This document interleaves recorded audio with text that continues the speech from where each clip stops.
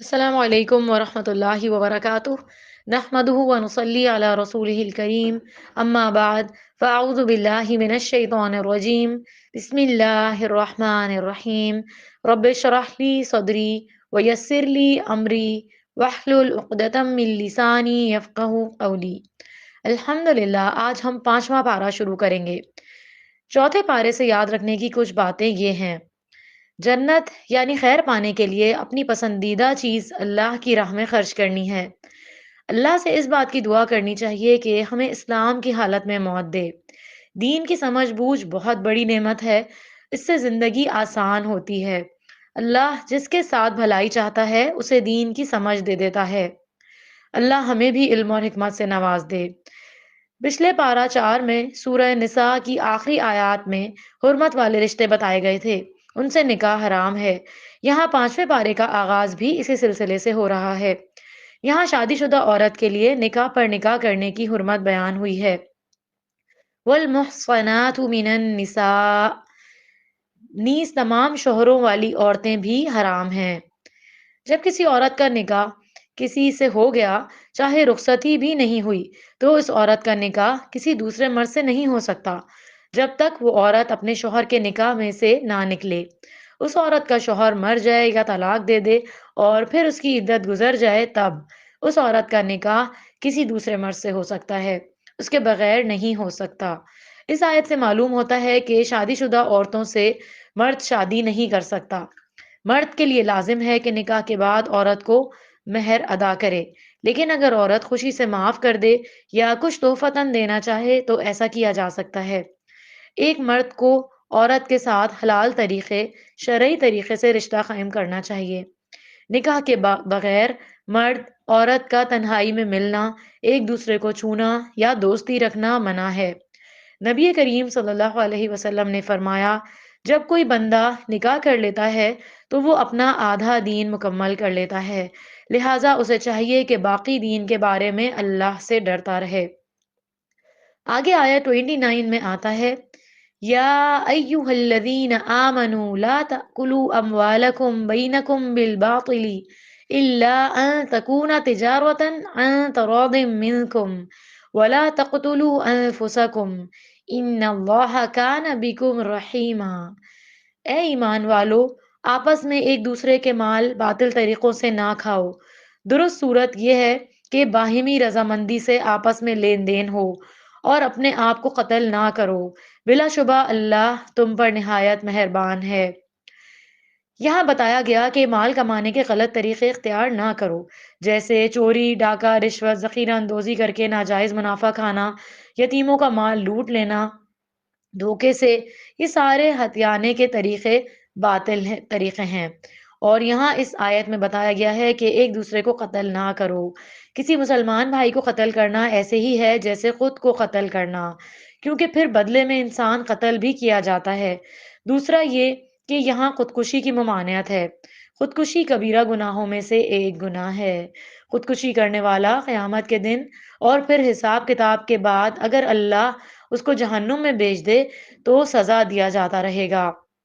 وہ مسلسل جہنم میں جلنے کے ساتھ ساتھ اسی آلے یا اسی طریقے سے بار بار اپنے آپ کو مارنے کی کوشش کرے گا، جس طرح اس نے خود اپنے آپ کو دنیا میں مارا ہوگا۔ یاد رکھیں، مشکلات کا علاج خودکشی نہیں ہے۔ زندگی کی قدر کرنا چاہیے۔ یہ وقت آخرت بنانے کا ہے۔ زندگی میں مشکلات آتی ہیں تو اس میں مایوس نہ ہوں اور اپنے آپ کو ختم نہ کریں۔ آگے آیت 31 میں کبیرہ گناہوں یعنی بڑے گناہوں سے بچنے کا حکم دیا جا رہا ہے، اور ساتھ ہی خوشخبری دی گئی ہے کہ اگر انسان بڑے گناہوں سے بچے گا تو اللہ کا وعدہ ہے کہ وہ چھوٹے چھوٹے گناہ خود ہی معاف کر دے گا اور عزت والے مقام میں داخل کرے گا۔ آیت نمبر 32 میں ہے، ان تجتنبوا کبائر ما تنہون عنہ نکفر عنکم سیئاتکم وندخلکم مدخلا کریما۔ جن بڑے بڑے گناہ کے کاموں سے تمہیں منع کیا گیا ہے، اگر تم ان سے بچتے رہے تو ہم تمہاری چھوٹی موٹی برائیوں کو تم سے تمہارے حساب سے محو کر دیں گے اور تمہیں عزت کی جگہ داخل کریں گے۔ کبیرہ گناہ یعنی بڑے گناہ وہ گناہ ہوتے ہیں جن پر قرآن اور حدیث میں جہنم کی سزا یا لعنت یا غضب کا بتایا گیا ہے۔ چند کبیرہ گناہ یہ ہیں۔ کبیرہ گناہوں میں سب سے بڑا گناہ شرک ہے، جس کی معافی ہی نہیں۔ اسی طرح والدین کی نافرمانی، جھوٹی گواہی، جادو کرنا، کسی جان کو ناحق قتل کرنا، سود کھانا، یتیم کا مال ہڑپ کرنا، لڑائی کے دن بھاگ جانا، پاک دامن بھولی بھالی عورتوں پر زنا کی تہمت لگانا شامل ہیں۔ یاد رکھیں، لا الہ الا اللہ اس وقت فائدہ دیتا ہے جب کبیرہ گناہوں سے بچا جائے۔ نبی کریم صلی اللہ علیہ وسلم نے فرمایا، جب کوئی بندہ خلوص دل سے لا الہ الا اللہ کہے گا اور کبائر سے بچتا رہے گا تو اس کے لیے آسمان کے دروازے کھول دیے جائیں گے اور یہ کلمہ لا الہ الا اللہ عرش تک جا پہنچے گا۔ ایک اور حدیث ہے، نبی کریم صلی اللہ علیہ وسلم نے فرمایا، 5 نمازیں اور ایک جمعے سے دوسرے جمعے تک اور رمضان سے رمضان تک اپنے درمیان سرزد ہونے والے گناہوں کے لیے کفارہ بن جاتے ہیں جب تک کبیرہ گناہوں سے بچتا رہے۔ ہم کہتے ہیں کہ وضو کرنے سے سارے گناہ دھل جاتے ہیں، یہ اس وقت ہے جب کبیرہ گناہوں سے بچیں گے۔ اسی طرح رمضان سے رمضان تک کے بیچ کے گناہ اگلے رمضان تک معاف ہو جائیں گے اگر کبیرہ گناہوں سے بچیں گے۔ اللہ سبحانہ و تعالی ہم سب کو کبیرہ گناہوں سے بچائے۔ آگے آیت 32 میں ذکر آ رہا ہے کہ وَلَا تَتَمَنَّوْا مَا فَضَّلَ اللَّهُ بِهِ بَعْضَكُمْ عَلَى بَعْضٍ، اگر اللہ نے تم میں سے کسی ایک کو دوسرے پر کچھ فضیلت دے رکھی ہے تو اس کی ہوس نہ کرو۔ اللہ سبحانہ و تعالیٰ نے ہر شخص کے اندر اختلاف رکھا ہے، بعض کو بعض کے مقابلے میں زیادہ صلاحیتیں دی ہیں، کسی کو کچھ اور چیزوں میں خیر عطا کی ہے، ہر شخص کو کچھ نہ کچھ صلاحیت خوبی عطا کی ہے۔ اس لیے اللہ نے جس کو جو صلاحیت دے دی ہیں، جس کو جو نعمتیں دے دی ہیں، ان سے حسد نہیں کرنا چاہیے۔ انسان اگر دوسروں سے موازنہ کرتا رہے گا، یعنی اپنے بچے کا کسی اور کے بچے کے ساتھ یا اپنے آپ کو کسی اور کے ساتھ کمپیئر کرے گا یا اپنے شوہر کو کسی اور کے شوہر کے ساتھ کمپیئر کرے گا تو سوائے حسرتوں کے کچھ حاصل نہیں ہوگا۔ حسرت حسد کی راہ ہموار کرتی ہے اور پھر دوسروں کی نعمتوں کے زوال کی تمنا دل میں پیدا ہوتی ہے، جو کہ ایک حرام فعل ہے۔ ہم دوسروں کی صرف ظاہری خوبیاں یا نعمتیں دیکھ رہے ہوتے ہیں، ہم دوسروں کے عیب سے ناواقف ہوتے ہیں۔ دوسروں کی نعمتوں کے مقابلہ ہمیں ان سے نہیں کرنا چاہیے، اپنی خوبیوں کو دیکھیں، کیونکہ آخرت میں اصل چیز یہ دیکھی جائے گی کہ جس کو جو صلاحیت ملی تھی اس نے اس کو کس طرح استعمال کیا، کس طرح خیر کے کام میں لگایا اور اپنے لیے کیا کما کر لایا۔ قیامت کے دن مرد یا عورت سے ان کی جنس کے اعتبار سے کوئی امتیاز نہیں برتا جائے گا، جو زیادہ نیکیاں کرے گا وہی اونچا مقام حاصل کرے گا۔ انسان کو دوسرے کی جو خوبی نعمت اچھی لگے تو اس پر جلنے کڑنے اور حسد کرنے کے بجائے اللہ سے اس کا فضل مانگنا چاہیے۔ یا اللہ، تو نے اس کو عطا کیا ہے، مجھے بھی اپنے فضل سے نواز دے۔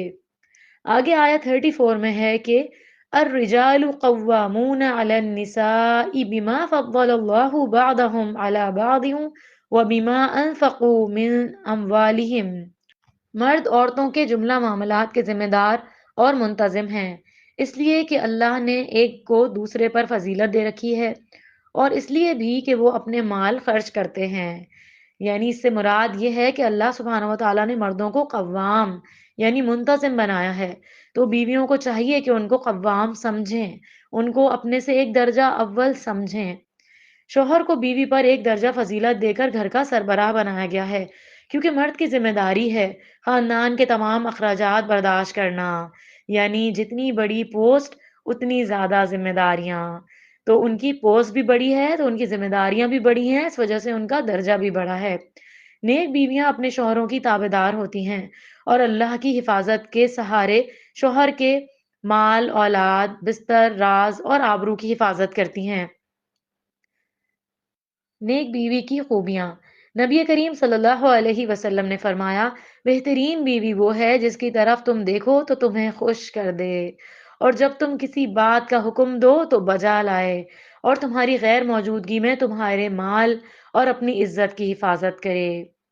آگے آئے 36 سے 38 تک معاشرتی احکامات ہیں جن کا خلاصہ یہ ہے، اللہ کی عبادت کے بعد بندوں کے ساتھ اچھا برتاؤ کرنا ضروری ہے۔ حسن سلوک کے سب سے زیادہ مستحق والدین ہیں، پھر قریبی رشتہ داروں، یتیموں، محتاجوں، پڑوسیوں، ساتھ بیٹھنے والوں، یعنی اس میں وہ تمام لوگ شامل ہیں جو ساتھ بیٹھتے ہیں، جیسے جہاز میں، بس میں، کسی بھی سواری میں، کلینک وغیرہ میں بیٹھتے ہیں۔ یہ نہیں کہ خود تو کھلے ہو کر بیٹھ جاؤ اور جو برابر میں بیٹھا ہے اس کے لیے جگہ تنگ کر دو، یا اپنا سامان اس کی طرف دھکیل کر رکھ دو، یا کسی اور طرح اس کو تنگ کرو، یہ نہیں کرنا۔ اسی طرح اکٹھے مل کر کام کرنے والے ٹیم کے ساتھی جو آپ کے ساتھ رہتے ہیں، آپ کے مددگار ہیں، وہ بھی ان میں شامل ہیں۔ ان سے سلام میں پہل کرو، مسکرا کر پیش آؤ، ان کے کاموں، محنت کی قدردانی کرو، اور اسی طرح مسافروں، کنیزوں اور غلاموں کے ساتھ بھی حسن سلوک کرو۔ اسی آیت 36 کے آخر میں بتایا گیا ہے کہ اللہ سبحانہ و تعالیٰ ایسے لوگوں کو پسند نہیں فرماتا جو خود کو کچھ سمجھتے ہیں اور اپنی بڑائیاں بیان کرتے ہیں۔ ان اللہ لا يحب من كان مختالا فخورا، بے شک اللہ مغرور اور خود پسند بننے والے کو پسند نہیں کرتا۔ اللہ ہمیں ان صفات سے بچائے۔ آگے بتایا گیا بخل، کنجوسی مت کرو۔ آیت میں بخل اور ریاکاری یعنی دکھاوے کی سزا بھی بتائی گئی ہے۔ پھر آگے آیت 43 میں ہے کہ نشے کی حالت میں نماز کے قریب نہیں جاؤ۔ آیت نمبر 43 ہے، یا ایہا الذین آمنوا لا تقربوا الصلاة وانتم سکارى حتی تعلموا ما تقولون۔ اے ایمان والو، نشے کی حالت میں نماز کے قریب تک نہ جاؤ، یہاں تک کہ تمہیں یہ معلوم ہو سکے کہ تم نماز میں کہہ کیا رہے ہو۔ نماز اس وقت میں پڑھنی چاہیے جب پورے ہوش و حواس میں ہو کہ کیا پڑھ رہے ہو۔ اس آیت میں طہارت کے احکامات بھی ہیں۔ مزید یہ بھی حکم دیا گیا ہے کہ ناپاکی کی حالت میں نماز پڑھنا یا مسجد میں جانا منع ہے۔ اگر پانی دستیاب نہ ہو تو وضو یا غسل کے قائم مقام کے طور پر تیمم کر لو۔ اسی آیت میں تیمم کے دو ارکان بتائے گئے ہیں، فَتَيَمَّمُوا صَعِيدًا طَيِّبًا فَامْسَحُوا بِوُجُوهِكُمْ وَأَيْدِيكُمْ۔ پھر تمہیں پانی نہ ملے تو تم اپنے چہروں اور ہاتھوں کا مسح کر لو اور نماز ادا کر لو۔ تیمم کا طریقہ: ہاتھ کو مٹی پر مار کر پھونک مار کر چہرے اور دونوں ہاتھوں پر پھیر لیا جائے۔ بس ایک بار پھیرنا ہے، بار بار نہیں پھیرنا، اور نہ ہی سارے جسم پر یا وضو کے سارے اعضاء پر پھیرنا ہے۔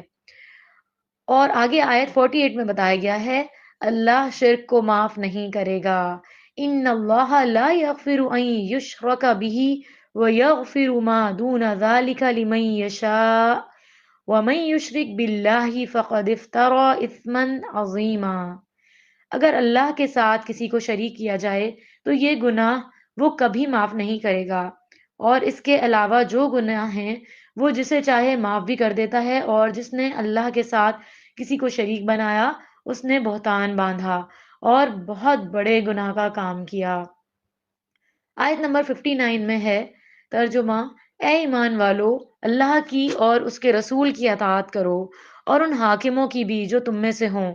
پھر اگر کسی بات پر تمہارے درمیان جھگڑا پیدا ہو جائے تو اگر تم اللہ اور آخرت کے دن پر ایمان رکھتے ہو تو اس معاملے کو اللہ اور اس کے رسول کی طرف پھیر دو، یہی طریقہ کار بہتر اور انجام کے لحاظ سے اچھا ہے۔ آگے آیا 69 میں ان لوگوں کو خوشخبری دی گئی ہے جو اللہ اور اس کے رسول کی اطاعت کریں۔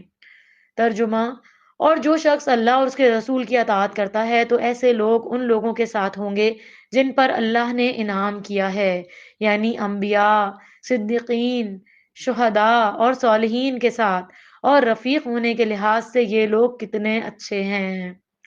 آگے آیت 85 میں یہ حقیقت بیان کی گئی ہے کہ جو نیکی کی طرف بلائے گا اسے نیکی کرنے والے کے برابر اجر ملے گا، اور جو برائی کی طرف دعوت دے گا اسے برائی کرنے والے کے برابر سزا ملے گی۔ اللہ سبحانہ و تعالی ہمیں خیر کی دعوت عام کرنے کی توفیق دے، خیر کے کاموں میں خود بھی حصہ لیں اور دوسروں کو بھی ابھاریں۔ نیکی کا حکم دینے سے پہلے اللہ سے دعا کریں کہ ہماری زبان میں وہ تاثیر ڈال دے جو دوسروں کے دل پر اثر کرے۔ آمین۔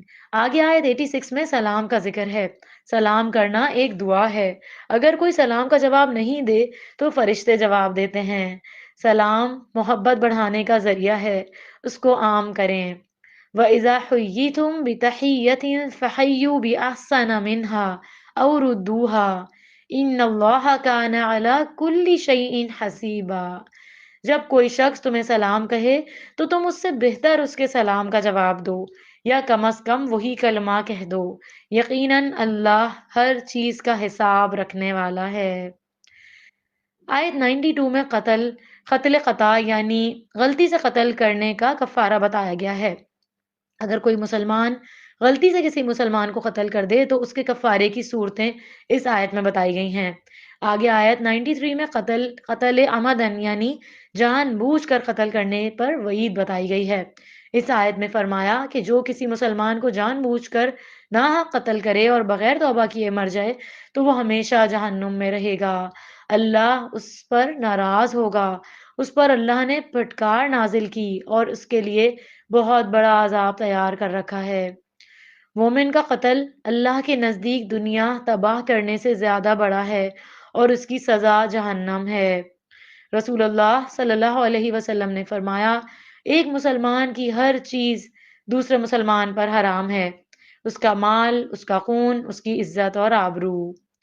آگے آیت 96 میں بتایا گیا ہے کہ جو لوگ اللہ کی راہ میں جان اور مال سے جہاد کے لیے نکلتے ہیں وہ درجات کے اعتبار سے فضیلت رکھتے ہیں ان پر جو بلا عذر گھر میں ہی رہتے ہیں۔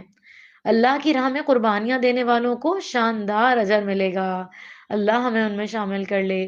دین سیکھنے سکھانے کے لیے، دین پھیلانے کے لیے، دین کی ترقی کے لیے جان مال لگانا جہاد ہے، علم حاصل کرنے کے لیے نکلنا بھی جہاد ہے۔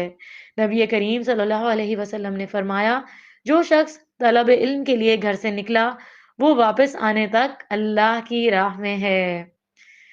آیت نمبر 100 میں ہجرت کی اہمیت اور فضیلت بیان ہوئی ہے۔ جو لوگ بلا عذر اللہ کی راہ میں ہجرت نہیں کرتے، موت کے وقت فرشتے انہیں ملامت کرتے ہیں اور جہنم میں داخل ہونے کی وعید سناتے ہیں۔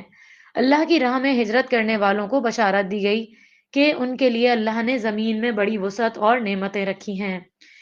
ایک وہ ہجرت تھی جس میں لوگوں نے نبی کریم صلی اللہ علیہ وسلم کے ساتھ ہجرت کی، اور ایک ہجرت کی صورت یہ بھی ہے کہ نبی کریم صلی اللہ علیہ وسلم نے فرمایا، مہاجر وہ ہے جو اللہ کی منع کی ہوئی چیزوں کو چھوڑ دے۔ ایک اور جگہ پر آتا ہے، آپ صلی اللہ علیہ وسلم سے پوچھا گیا کون سی ہجرت افضل ہے؟ آپ صلی اللہ علیہ وسلم نے فرمایا، ایسے شخص کی جو اللہ کے حرام کردہ امور کو چھوڑ دے، یعنی غلط زندگی کو چھوڑ دے، غلط کاموں کو چھوڑ دے، غلط عادتوں کو چھوڑ دے۔ نماز کو وقت کی پابندی کے ساتھ ادا کرنا ضروری ہے، البتہ حالت سفر میں نماز قصر اور حالت جنگ میں نماز خوف ادا کرنی ہے۔ آگے آیت 101 میں نماز قصر کا ذکر ہے۔ قصر سے مراد کمی کرنا ہے۔ عام سفر میں مغرب اور صبح یعنی فجر کی نماز کے علاوہ دوسری نمازوں میں 4 رکعت کے بجائے 2 رکعت پڑھنے کو قصر کہا جاتا ہے۔ آیت 102 میں صلاۃ الخوف کا طریقہ بتایا گیا ہے۔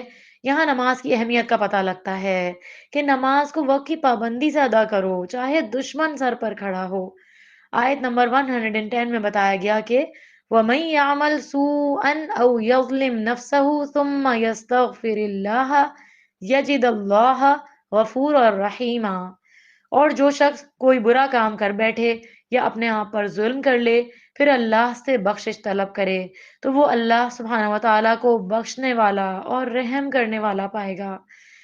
نبی کریم صلی اللہ علیہ وسلم نے فرمایا، جو مسلمان کوئی گناہ کر بیٹھے پھر وضو کرے، اس کے بعد 2 رکعت نماز پڑھے اور اللہ سے اپنے اس گناہ کی معافی مانگے تو اللہ اس کے گناہ کو یقیناً معاف کر دے گا۔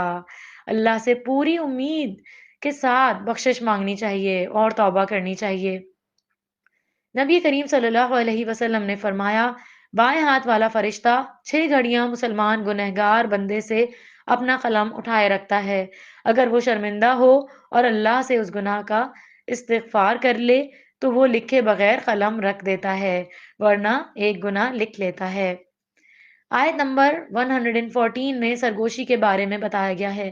نیکی یا اصلاح کی بات کے لیے سرگوشی کی جا سکتی ہے، غیبت، چغلی یا حسد کے لیے اجازت نہیں۔ آگے آیت میں شیطان کے ناپاک عزائم بتائے گئے۔ شیطان نے اللہ کے سامنے اپنے ان عزائم کا اظہار کیا ہے، میں تمام انسانوں کو گمراہ کروں گا، انہیں اللہ کی بخشش کی جھوٹی امیدیں دلا کر گناہوں کی طرف مائل کروں گا، انہیں بتوں کے نام پر جانور قربان کرنے کی ترغیب دوں گا اور اللہ کی تخلیق کو بدلنے کی پٹی پڑھاؤں گا، یعنی مردوں میں زنانہ لباس اور اطوار اپنانے کی خواہش اور عورتوں میں مردانی وضع قطع اور روش اختیار کرنے کی چاہت پیدا کر دوں گا۔ بتایا گیا کہ جس نے بھی شیطان کے راستے کی پیروی کی اس نے نقصان کیا، وہ اس جہنم میں گرے گا جہاں سے نکل نہیں سکے گا۔ اس کے برعکس جو لوگ ایمان لائے اور نیک عمل کی راہ اختیار کریں گے اللہ انہیں ہمیشہ کی جنتیں عطا فرمائے گا۔ اللہ ہمیں ان میں شامل کر لے۔ اللہ ہم سب کو جنت الفردوس عطا فرمانا۔ آیت نمبر 119 سے 120 میں ہے، شیطان انسان کو جھوٹی امیدیں دلاتا ہے، جیسے نماز پڑھنے اور دوسرے نیک اعمال کی ابھی کیا ضرورت ہے اور اتنی جلدی کیا ہے کہ مرتے وقت توبہ کر لینا، اور جن بزرگوں کو تم مانتے ہو وہ تمہیں چھڑا لیں گے، تاکہ انسان نیک کام میں سستی کرے۔ یہ سارے وسوسے وہ اس وجہ سے ڈالتا ہے کہ انسان نیک کام میں سستی کر کے ان کو چھوڑ دے۔ شیطان انسان کو اس طرح گمراہ کرتا ہے کہ وہ ایمان کو خراب کرتا ہے شک اور شبہات کے ساتھ، اور جب یہ نہیں ہوتا تو نافرمانیوں کا حکم دیتا ہے، یہ بھی نہیں ہوتا تو نیکیوں سے روک دیتا ہے، ورنہ نیکیوں میں ریاکاری ڈال دیتا ہے اور دل میں حسد، کینے اور غصے کی آگ کو دہکاتا ہے، یہاں تک کہ انسان کو برے اعمال کی طرف کھینچ کر لے جاتا ہے۔ اور شیطان کے مکر و فریب یہ ہیں کہ انسان کے دل میں اللہ کے اور آخرت کے بارے میں گمراہ کن سوال ڈالتا ہے، نمازی کا دھیان ادھر ادھر لگاتا ہے۔ شیطان ان سارے کاموں میں بہت محنت کرتا ہے، تو ہمیں اس سے زیادہ محنت کرنی ہے اپنے اس سب سے بڑے دشمن شیطان سے بچنے کے لیے، اور اللہ سے مدد مانگنی ہے اور بار بار مانگنی ہے، کیونکہ وہ مسلسل ان کاموں میں محنت کر رہا ہے ہمارے ساتھ۔ تو ہمیں اس کی چالوں کو پہچان کر اس سے جنگ کرنی ہے، اور جنگ کیسے ہوگی؟ جب ہمیں نیکیوں پر استقامت ملے گی، تو نیکیوں پر استقامت کی دعا مانگنی ہے۔ آگے آیت میں بتایا گیا ہے کہ جس مجلس میں اللہ کی آیات کا انکار، دین کا مذاق اڑایا جائے، وہاں نہیں بیٹھو، وہاں سے اٹھ جاؤ۔ آیت نمبر 140 میں ہے ترجمہ، اللہ سبحانہ و تعالیٰ اپنی کتاب میں یہ حکم پہلے نازل کر چکا ہے کہ جب تم سنو کہ آیات الہی کا انکار کیا جا رہا ہے اور ان کا مذاق اڑایا جا رہا ہے تو وہاں ان کے ساتھ مت بیٹھو، یہاں تک کہ یہ لوگ کسی دوسری بات میں نہ لگ جائیں، ورنہ تم بھی اس وقت انہی جیسے ہو جاؤ گے۔ بلا شبہ اللہ سبحانہ و تعالیٰ منافقوں اور کافروں کو جہنم میں جمع کرنے والا ہے، یعنی انسان اسی کے ساتھ اٹھایا جائے گا جس کے ساتھ وہ محبت کرتا ہوگا۔ یعنی دنیا میں یہ دیکھنا ہے کہ ہماری کمپنی کن لوگوں کے ساتھ ہے، ہم کس کے ساتھ اٹھتے بیٹھتے ہیں، ہم اپنی خوشی کس کس کے ساتھ شیئر کرتے ہیں، ہمیں یہ دیکھنا ہے۔ اللہ ہمیں نیک ساتھی عطا کرے۔ آیت نمبر 141 سے 143 میں منافقین کی عادتوں یعنی خصلتوں کے بارے میں بتایا گیا ہے۔ منافقین کی ایک یہ بھی صرف بتائی گئی ہے کہ وہ نماز کے لیے کھڑے ہوتے ہیں تو ڈھیلے ڈھالے کھڑے ہوتے ہیں۔ یہ لوگ دوسروں کو دکھانے کے لیے نماز ادا کرتے ہیں، نماز کے دوران اللہ کو یاد نہیں کرتے مگر بہت کم۔ اللہ ہمیں ایسی ساری صفات سے بچائے۔ نبی کریم صلی اللہ علیہ وسلم نے فرمایا، منافقوں پر فجر اور عشاء سے زیادہ کوئی نماز بھاری نہیں۔ اپنا جائزہ لیجئے، کیا ہم نماز پڑھنے میں سستی تو نہیں کرتے؟ آیت نمبر 145 میں منافقین کا انجام بتایا گیا ہے۔ آیت نمبر 145 ہے، ان المنافقین فی الدرک الاسفل من النار، یہ منافقین دوزخ کے سب سے نچلے طبقے میں ہوں گے۔ اللہ ہمارے اندر سے منافقت کی ساری صفات نکال دے اور ہماری صحبت بھی اچھی کر دے، ہماری کمپنی اچھی کر دے۔ تو آج سے ہم نے اپنے کمپنی کا جائزہ لینا ہے کہ ہم کن لوگوں میں اٹھتے بیٹھتے ہیں، کیونکہ جیسی انسان کی کمپنی ہوگی، جیسی صحبت ہوگی، ویسے ہی اس کے اعمال ہوں گے۔ اللہ سبحانہ و تعالی ہمیں نیک لوگوں سے ملا دے، آمین یا رب العالمین۔ اللہ ہمیں دین کی سمجھ بوجھ عطا فرمائے، ہمیں اپنے شکر گزار بندوں میں شامل فرما لے۔ وآخر دعوانا ان الحمد للہ رب العالمین۔ سبحانک اللہم و بحمدک، اشہد ان لا الہ الا انت، استغفرک و اتوب الیک۔ السلام علیکم ورحمۃ اللہ وبرکاتہ۔